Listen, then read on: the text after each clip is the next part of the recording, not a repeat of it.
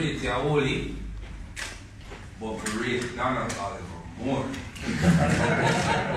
May I tell you the truth? After Thursday night, that the screaming out for Donald Oliver go on with it, was epic. So we don't know who will commentate Sunday. The two of us. Oh!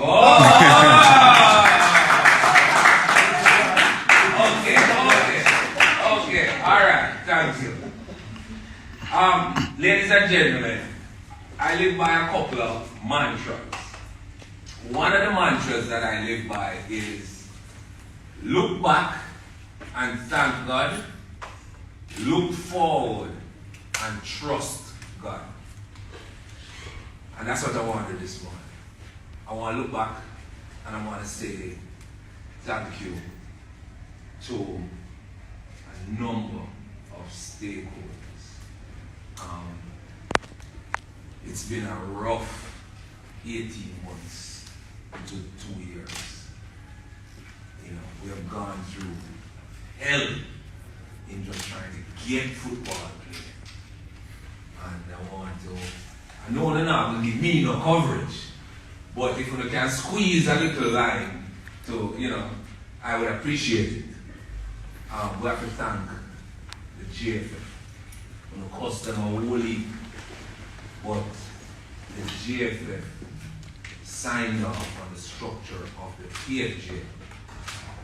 So you can't cost the mother that birthed the child. When you love the child and you not cost the mother. Can't do that. So when I say we have to applaud their strategic thinking in allowing the child to stand on its own and to grow and develop independently. And I want to say thank you, President, who's not here, but VP and the I want to also say thanks to the government of Jamaica. I don't need to carry this because I make the Prime Minister cuss me. When see him there? He booked me up one night when tears in my eyes, when money now run, and I sit out by myself at Savannah, and me and him alone in Savannah. And he said, boy, Chris, what? Come, I could do an interview and see if we can, try use the press. And that was a bad decision. I'm gonna get some cussing, but thank you to the government, Prime Minister, Minister Mackenzie, Minister Grange, Minister Tufton. You guys took a huge chance in giving the entertainment and sporting industry an opportunity to live, survive, and flourish. And I want to thank you. That is leadership. You listen, get the complaints, and you respond. And we really, on behalf of sports and football in particular, thank you. Clap them no man.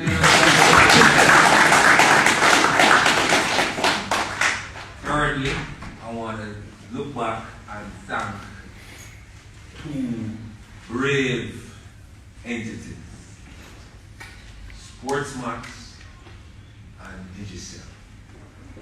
Brave entities. Now football now play. Them say football, what the words they use? They're not party shop. Bush League. I don't remember the word.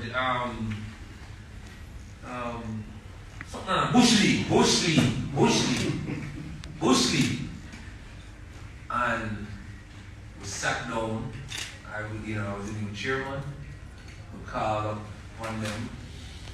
We checked Sportsmax. And we checked Digicel. Had a long talk and take some posting and some this and that and how the people, the coach them now want interview and how the coach them now want take off them hat me tell you no, you know. Me tell you no, because I know Mr. Christie tell you no. Me tell you no. All kind of things. Coach them don't want to wear the shirt them what we give them. The player them a cuss bad word on the camera. All these things. And I'm saying there's still digital and sportsmen stepped up and committed for 3 years $450 million.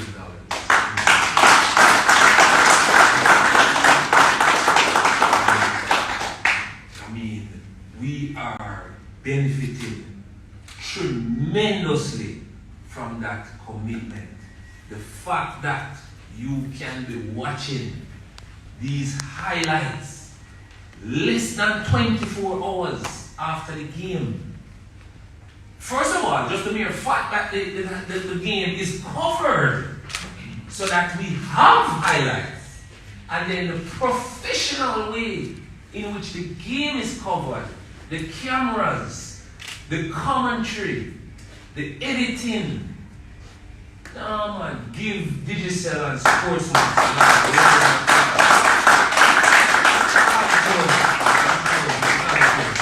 You guys make me cold shivers when we send out my WhatsApp blast and everybody a message back. I said, wow.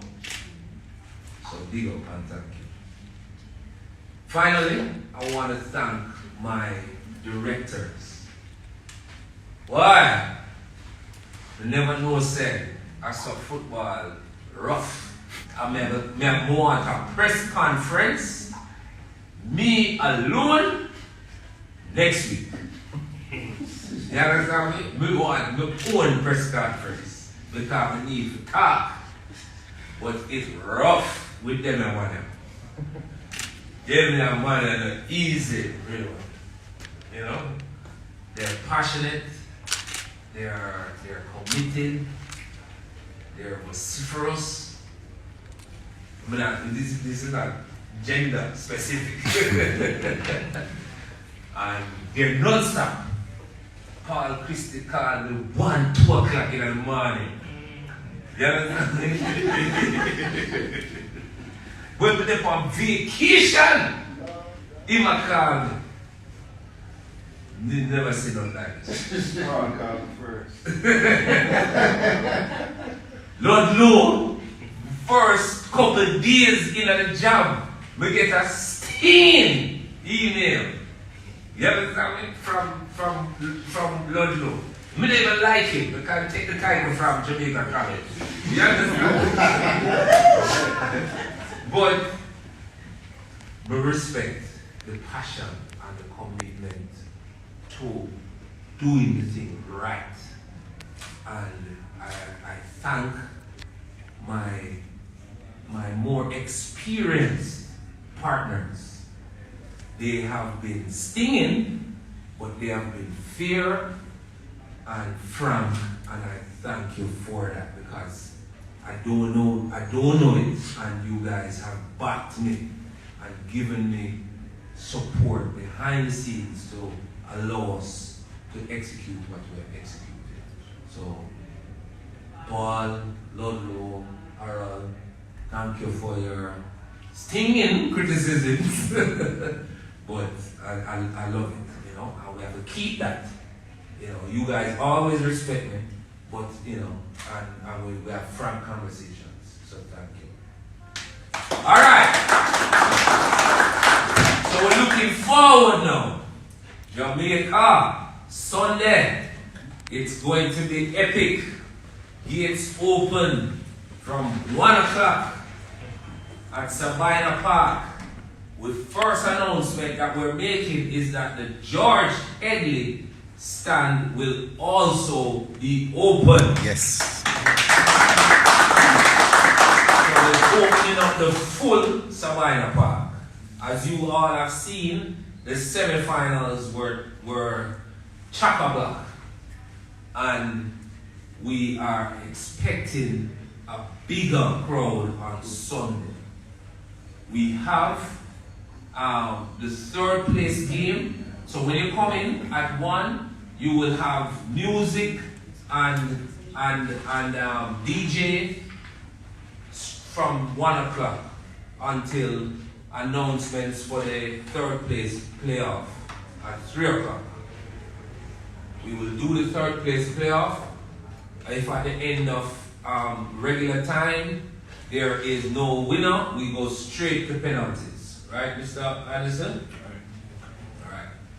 We do that. We try and get that out of the way as quickly as possible. We're hoping by 5:15. And then we start to hype the crowd.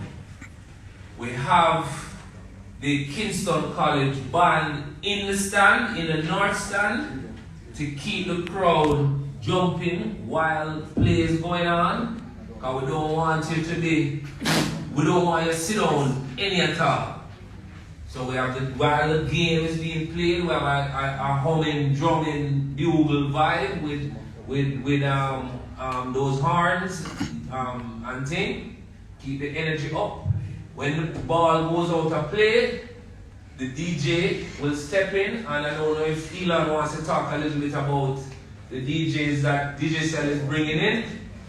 But we have some high energy DJs, and they're going to, as the ball goes out, they will jump in and keep it jumping. Between 5:15 and 6, we will have a package, a party package. So the DJs are going all out to get you all in the high energy mood before the introductions of the finals, where Mr. Anderson takes control at about 5:45. Mr. Anderson will take control and DJ will have to peer down, and we go through the formalities. National anthem will be sung live, not recorded. We're bringing in a live singing of the national anthem again to step up, get the players nervous, and get them shaking, and then we'll go into the big game starting at 6. And you know, them no normal. We don't even have to talk about that. We see what them doing. Them no normal. Them a play some ball at another level. So anything can happen from 6. Right? Half time, same thing, entertainment package. Keep you jumping, and then ballers again, entertain you, decide.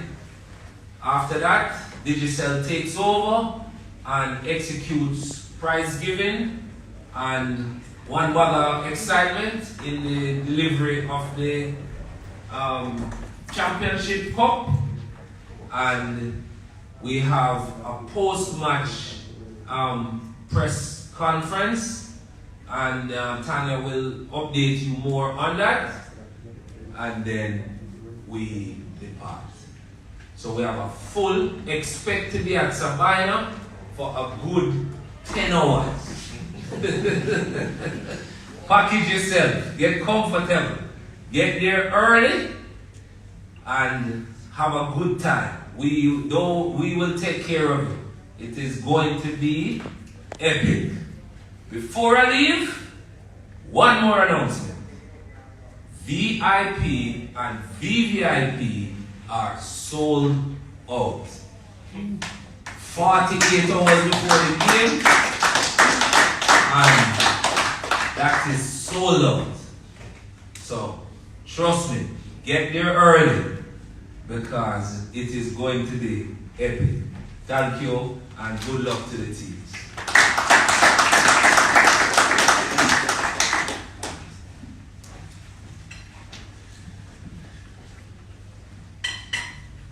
Thank you, Chris.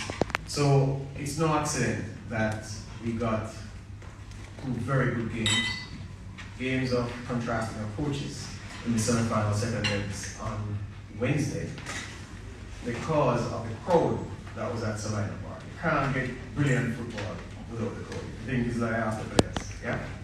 And the fact is that in my memory, one of the two best football games one I watched as a spectator, one I commentated on, involved Ireland Guards, but looking at that. It was a mid-season final Waterhouse and Ireland Guards at the stadium. And it was, oh yes, Walter Boyd and the low on opposing teams plays Ram.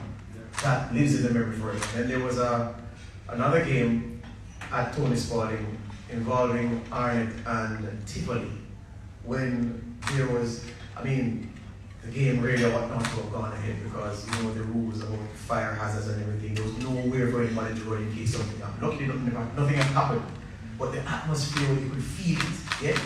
But all of those things eclipsed by what happened, especially in that second game. I know people who've been watching football in Jamaica from, they can tell me about Sidba and dribbling, which of course I would know nothing about, yeah? And say, they have never seen a better football game in Jamaica. Think about that. Yeah, people sending me WhatsApp messages telling me that don't feel anyway. Them say, George, if Dunbeholden play Reggae Boyz, they beat them. Yeah? I'm just saying, this is what we want the football to do. Yeah? This is what we want the football to do. And I said to somebody, listen, if you went to space, if you went to the International Space Station, yeah, leaving the league right at the playoffs, Harbour finished 21 points behind Waterhouse in the regular season. They got through because they had a +3 goal difference, Cumberland had +1, and the team below Cumberland had -1. So it's goal difference that they got there. So if you left it like that and came back, and I'm going to tell you that, say, how about you beat Arnett over 2 legs? Yeah. So yeah, not only that, the mighty Arnett Guards were held to just 2 goals in 210 minutes of regular football by Harbour. You said impossible. Okay? And if you went further and said, that Harbour beat Waterhouse over 2 legs, fair and square, nothing fluky about any of the results. Fair and square, you'd have been called a madman. That's what Harbour did to get there. And when you look at Dunbeholden, I need to complete the research, but from my memory, never before, as a squad of players, as wafer thin as Dunbeholden, ever reached a final in the Premier League competition. The man then, when I asked Mr. Christie, he said, boy, I can't come by this. 111. Have bodies. Harold Thomas does not have that, and Ricardo Smith and company. As a manager, Christie, give me a game on the bench because you need the support. The fact is that they've been lucky with injuries, but as they only look, they have been brilliant from the first game till now. I've been saying, and my colleagues on commentary have been saying, Dunbeholden, at their best, easily the slickest team in the league. When they're in the zone, it looks like a foreign football, right, Chris? Yeah. Right, everyone? Yeah. So that's how it is. So you're gonna have a clash of titanic proportions. It potentially is epic. It potentially is a humdinger. So Sunday, all roads lead to Survivor Park. And don't forget the third place playoff again, folks. Waterhouse Cavaliers, big game. Elon Parkins, Public Relations, Communications Manager, Digital Speaking, and happy to come.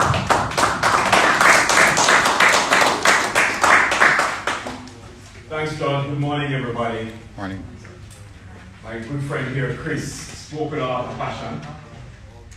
I think I want to speak from the perspective of purpose, in the sense that the PFJL has brought a new kind of energy to football in Jamaica. It has been apparent now for a good 18 months or so, and that is why we are associated with essentially the rebirth of professional football in Jamaica. And I call it a new kind of energy because when you look at the enthusiasm about the games, that's not restricted to Jamaica's jurisdiction. You go abroad, people are talking about our professional football league, right?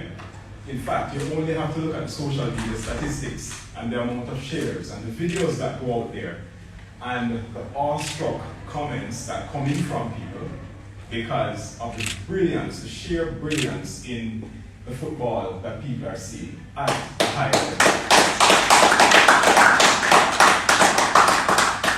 And this speaks to the can-do-it approach that we have in Jamaica, right? that will continue to punch well above our weight. When we recognize that we need to push harder, we absolutely do. And so structure was added to Jamaica's professional football. And we're seeing the result of it today.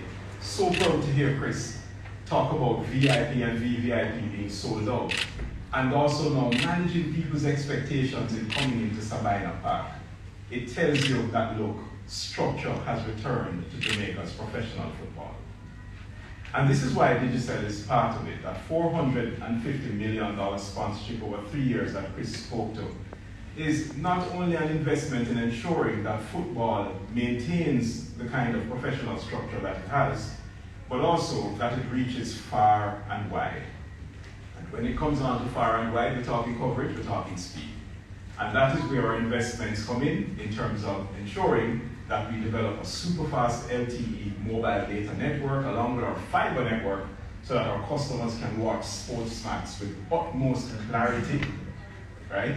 And get the best audio, glitch-free streaming from anywhere in Jamaica. Very proud. I'm very proud to let you know that we have 99% population coverage for LTE, that's super fast mobile data service. And what that means for our customers is that they're able to enjoy Sunday's game. If they can't make it into Sabina Park because already you said VIP sold out, and very likely the regular tickets are going to go very quickly. Alright? So it's that level of enthusiasm and engagement that we're looking forward to on Sunday. The fans are going to be out, either virtually or right there with us in the stands, and we're promising to have a really great halftime show. Right? There'll be lots of giveaways in the stands. We're inviting everybody to participate. We're going to have our brand ambassador, Sparks. Vibes is also going to be with us there on the ground. And we're going to be doing some amazing things. Now, all of this ties into our 21st anniversary. Digicel is 21 years old this year. And we're part of that amazing 60-year independence journey that Jamaica is also celebrating in August. And it means a lot to us because when you consider that we constitute a third of Jamaica's independence journey, and more importantly, the technological aspect of it, that enables so much of what we're able to do today. For those persons who are not going to be able to attend the games on Sunday, they're not even in a worry or a tizzy. They're not even saying, boy, I'm going to stand up outside of Sabina and see the score, check the scores minute by minute. No, you have a smartphone, you have 99% population coverage from Digicel, right? You're able to watch the games from anywhere. And that is a testament to how far our nation has come. Technologically, certainly in terms of the structure of the PFJL, professionally, and in so many other ways. Jamaica continues to punch well above its weight.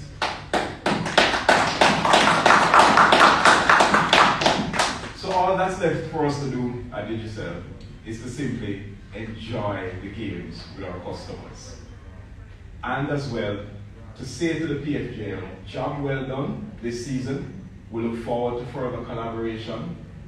We love the new level of energy that you brought to the game, and we hope that you continue it moving forward. Thanks again.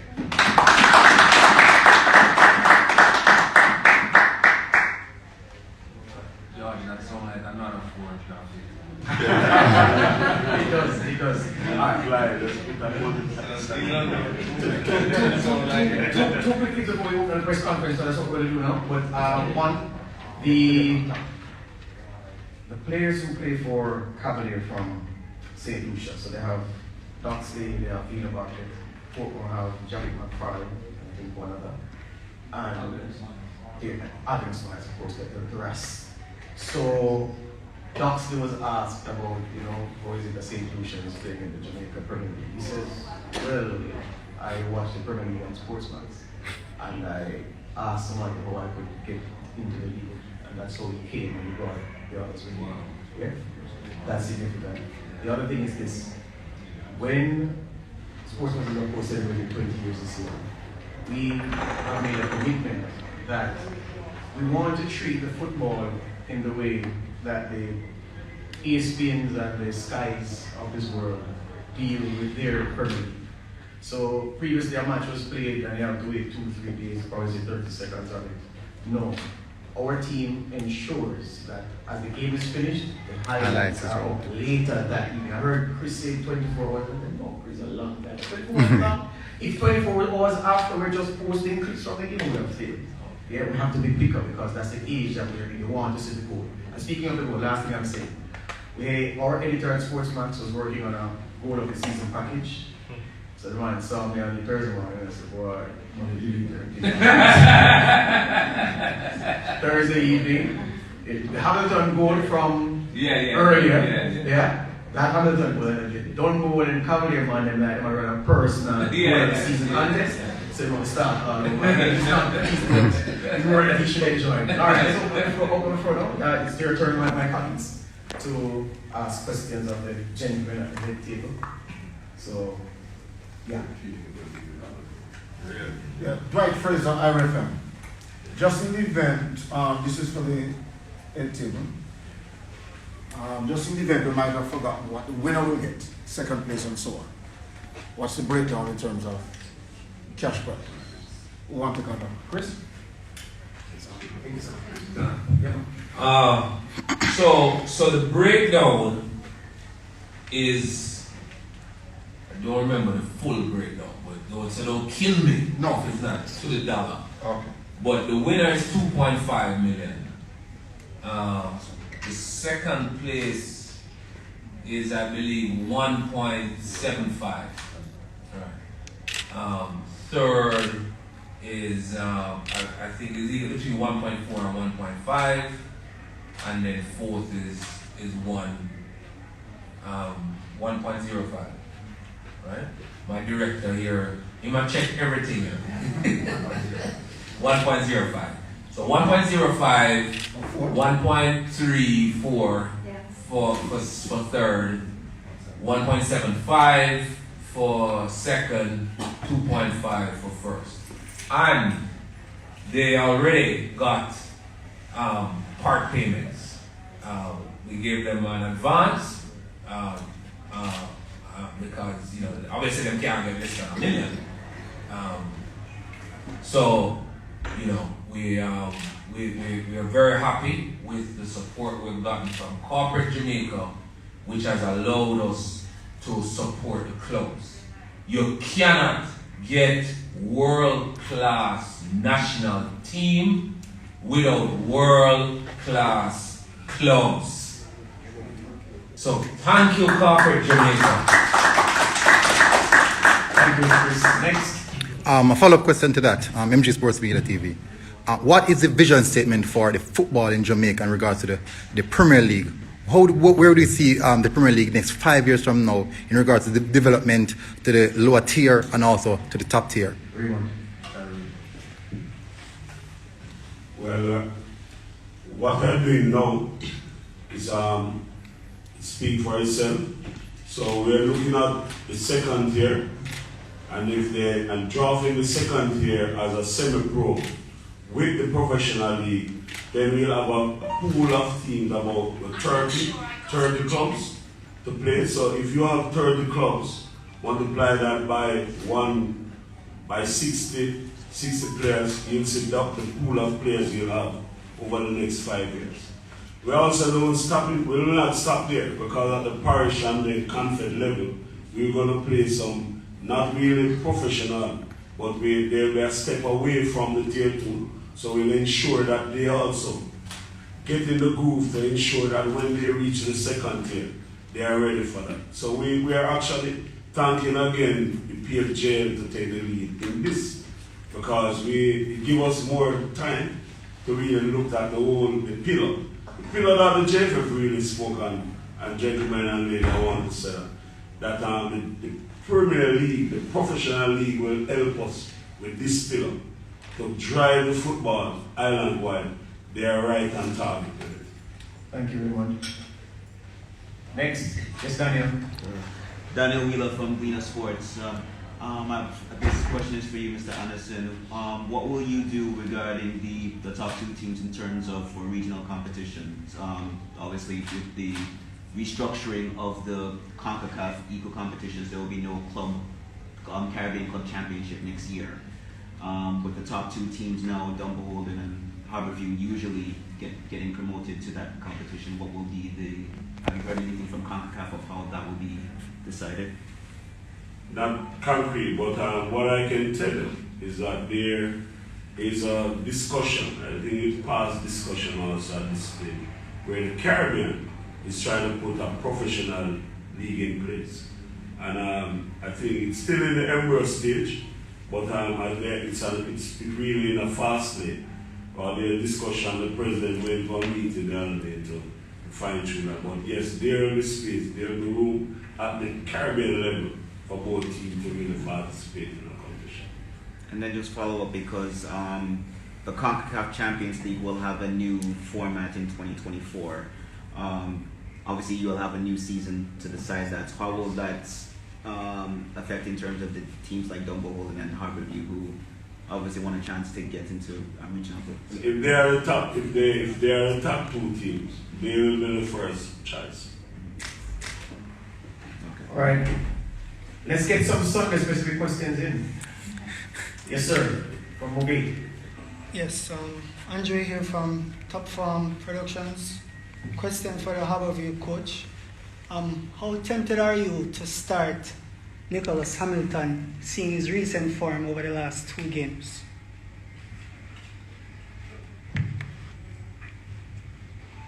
Yeah, that is one temptation that I won't be. I won't yield to just yet. Anything that we planted on Sunday will be properly farmed, you know. As a matter of fact, I'm not even thinking in that direction right now. I know a lot of persons get emotional over it, but I think that is up for discussion with myself and my coaching staff. We'll decide on that. And clearly I have my opponent beside me, I really wouldn't mind. Follow up on that, though. You started the season. You said this too. You didn't broadcast this because you're a superstitious man, but you are close, very close to being successful. Mining Cup last season, top flight football competition this season. For your own personal ambitions, is this still a motivation that burns bright? It quietly does, you know. It's not something that I talk about a lot. You know, I really want to keep it on the low, but probably everywhere I turn right now, persons are mentioning it to me. So the most of that is just that I don't hold a discussion. But I know it's out here. Mm. Harold, you've been around for a long time. You conditioned an outstanding Rivoli team that never had the chance to play for a championship. Your deputy, the entire backroom staff at Dunbeholden have helped you to deliver this team to this point. What drives you and the boys from here heading into Sunday? Well, what drives us is basically that initial goal that we set for ourselves. Initially when we came in, there's a talented group of players. The ambitions were clearly defined, and we were playing, just playing football. We have set some goals, some individual targets out for players, and they have bought into the program and have achieved.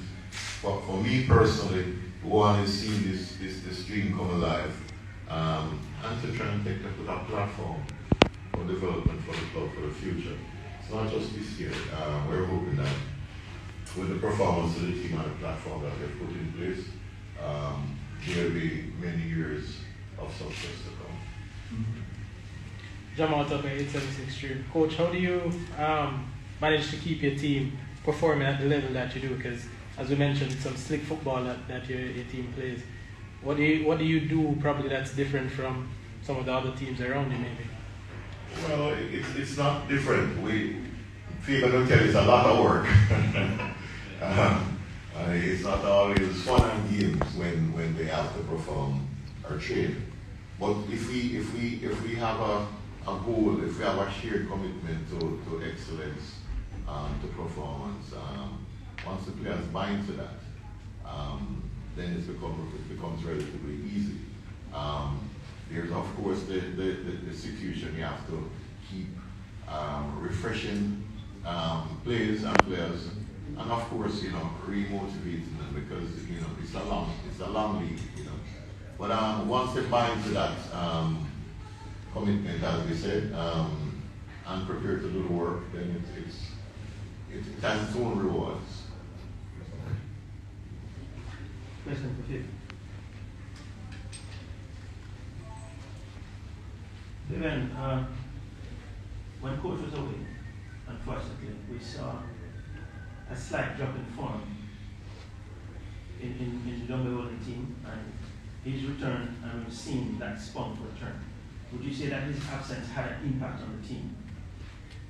Yeah, to somewhat an extent, because mentality, some players, this man is a stern and trust me, discipline, and always room for improvement where this man is concerned. So when he was away, it's like some players lose it easily. When he's back, it says a lot. It was a big difference. Thank you very much. Yes, Daniel. Question for Fabian as well.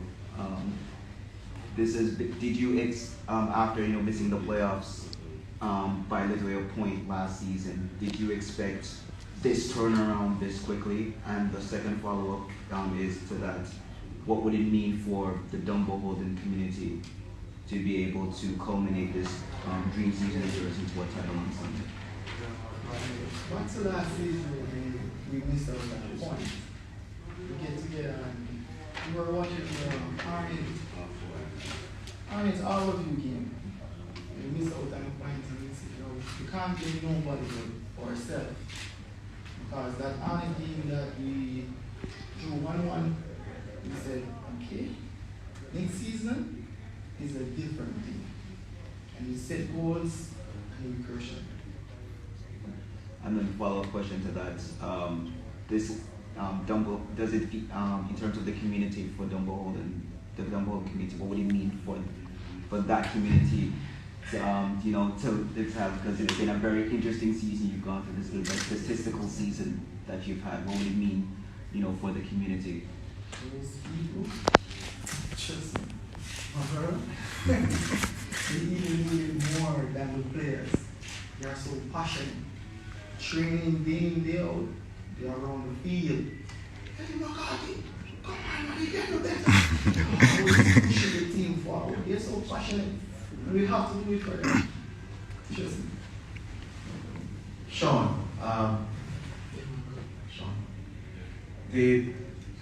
some of you who know the football old know that there have been some outstanding footballers in Jamaica, names that people call when talking about Premier League heroes, who've never won the Premier League.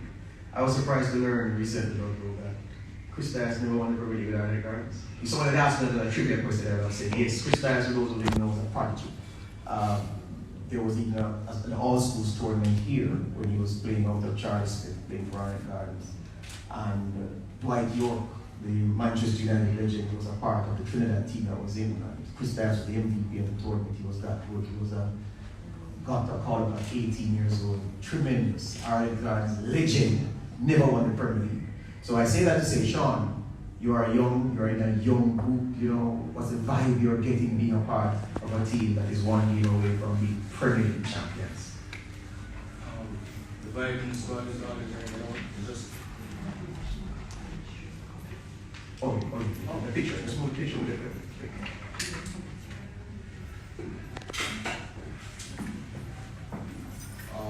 the vibe in the squad is always there, come around here, the players, it's just pure energy, pure motivation to do it.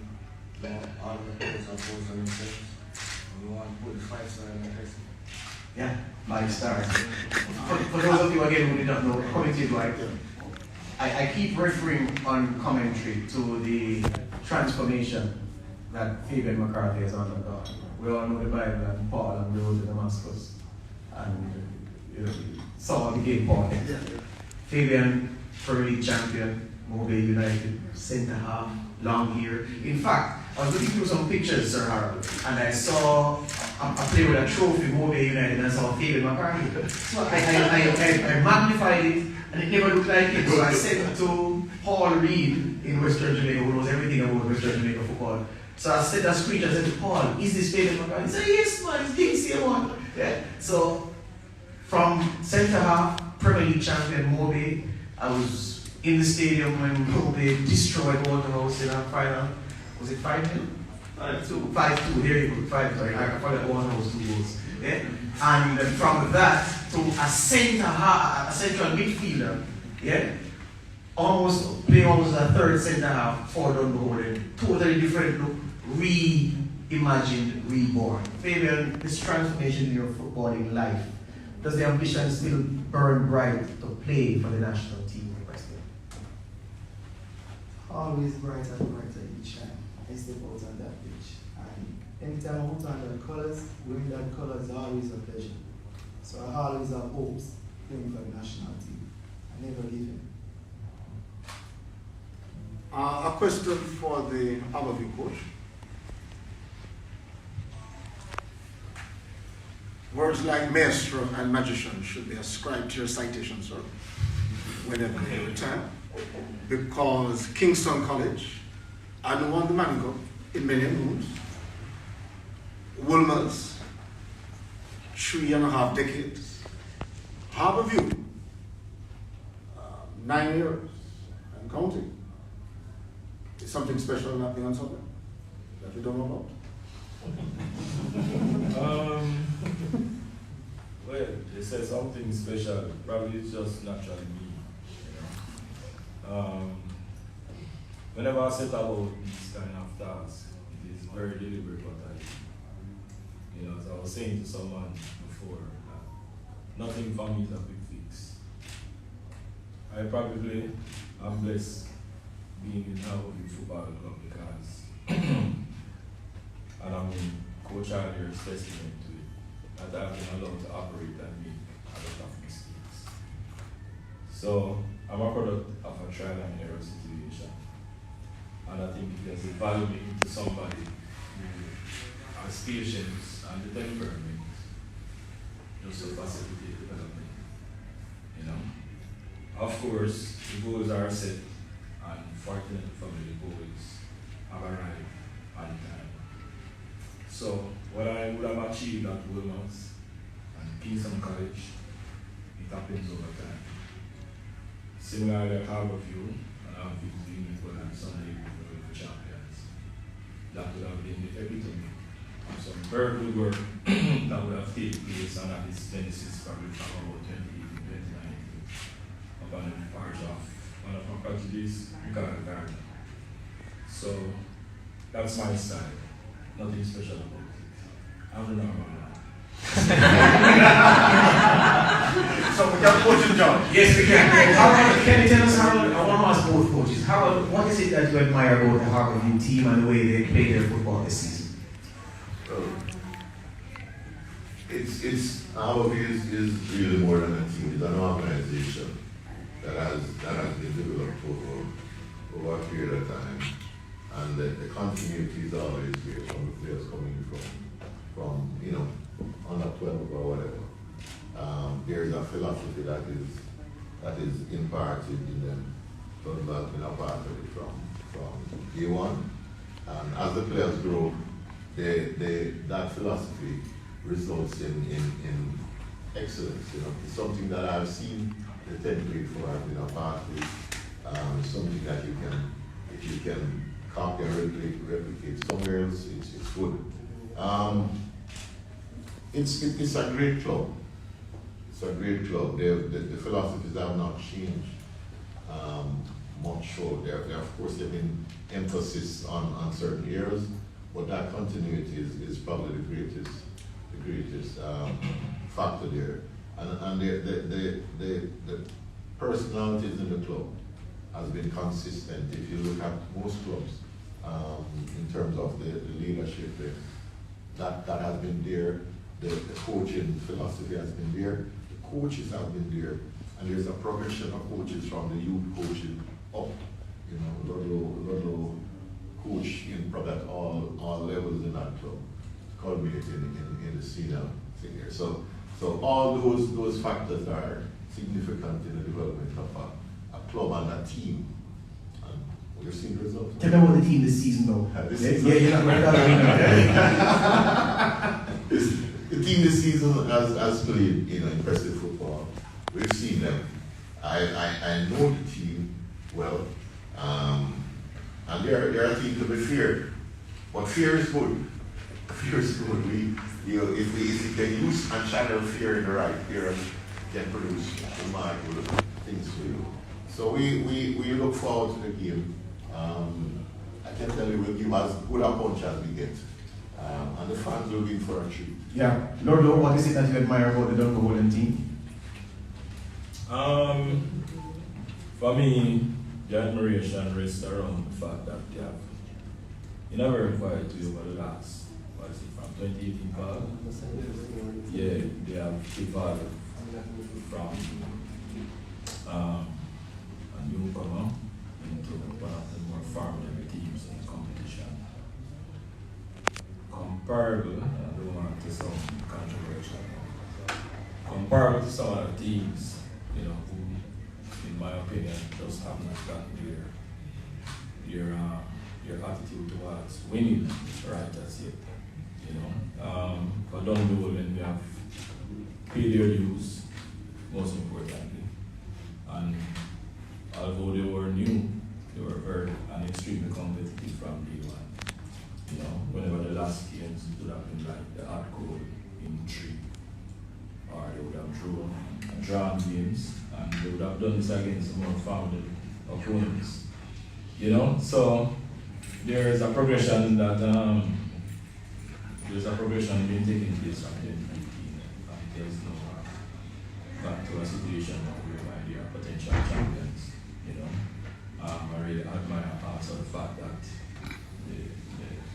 the experience and the expertise that they have in their team, it has been held together, because sometimes it's not very easy to manage a group of players with so many egos and expectations.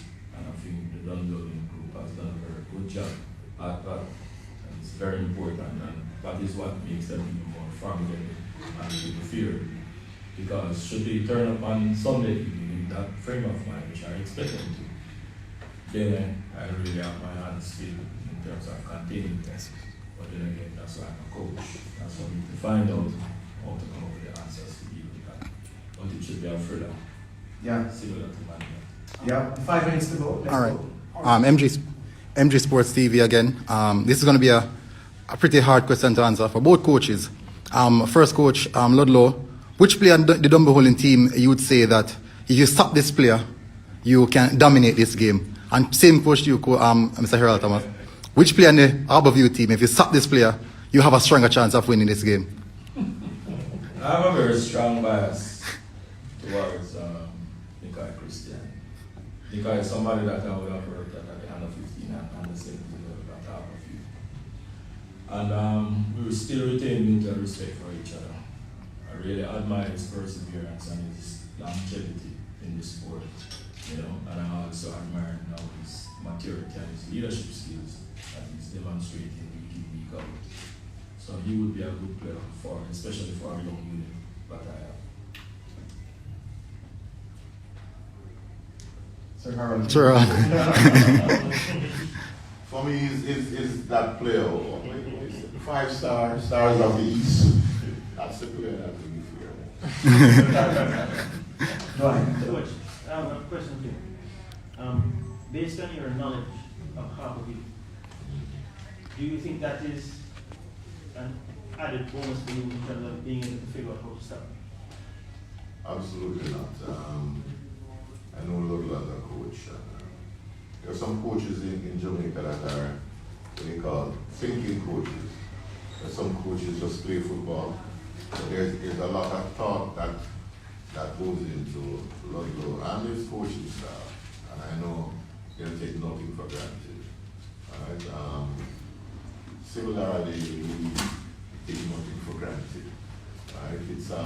It's a process where we evaluate, review, and adjust, and that is the hallmark of my trade at this club. I'm sure Ludlow has the same values as well. So Fraser, and then All right. My final question before I run. Harold, just like I mentioned to Lotto about his citation, in the book being written about you, there's a quote that says you have the Midas touch. This Dunbeholden team certainly, as George and others alluded to, has certainly played awesomely fantastic this season. What's your expectation then against an Harbour team who you know will be becoming equally as strong and as efficient? Well, my expectation can only be one thing, that we'll try and go out and win the game. That is my expectation. Or we do it can be adjusted, but the goals are the same. We expect to win the game. And if I start here telling anything else, see, they'll fire me tomorrow. But the reality is, we know the challenge that we face. Any championship game, any final, any semi-final, it's not just necessarily about form, it's about a mentality. You know, and our mentality, which has driven us over the past couple of months, is something that will count on to drive us in when the times get tough. And there will be tough times in that 90 minutes. Last question. Yes, question for Fabian from Top Form. I've personally seen your growth within Mobe and how it has impacted the youth within Mobe. The time that you are now in Dunbeholden, what would be your advice to the upcoming generational talent out of Dunbeholden? What would you say to them? Well, first I would say hard work beats talent. Everything. Because without hard work, talent stop at the book. So going forward, I would say to all young youths, always God and God. Always put God first in everything you do. And hard work beats talent again, everything. All right, well, folks, that's it. Very, very good that the gentlemen gracious enough to give up their time. I know that players and coaches are very superstitious. They don't like to talk to people about big games, but they were gracious enough to come, and that's been a feature of this Premier League. They are accessible and how pliant the main actors are with marketing and promoting the product. It's a welcome change. You go to coaches now who have something interesting to say and want to talk to you. Really appreciate that. And lastly, to say that always meet us at Bynum Park, 3 o'clock for the third place playoff, Waterhouse and Cavalier. And the big one, the climax of the season, Dunbeholden from St. Catherine against Harbour from Kasafa at 6 o'clock. And of course, Chris told you to come, the public, to come down earlier, and there'll be a lot of surprises on the day. And I want to repeat one thing that Chris said, you know, we request them so often, but we have to thank the JFF because people look at this as EPF, jail and go. Yeah, but it wouldn't have happened, all of this, if the JFF hadn't done the right thing, and they've done right by this Jamaica Premier League so far. So thank you very much for coming out, and may the best, may the best, the better teams win the 2 games on Sunday, and I'm sure we'll have a worthy champion at the end on Sunday. All right, that's it.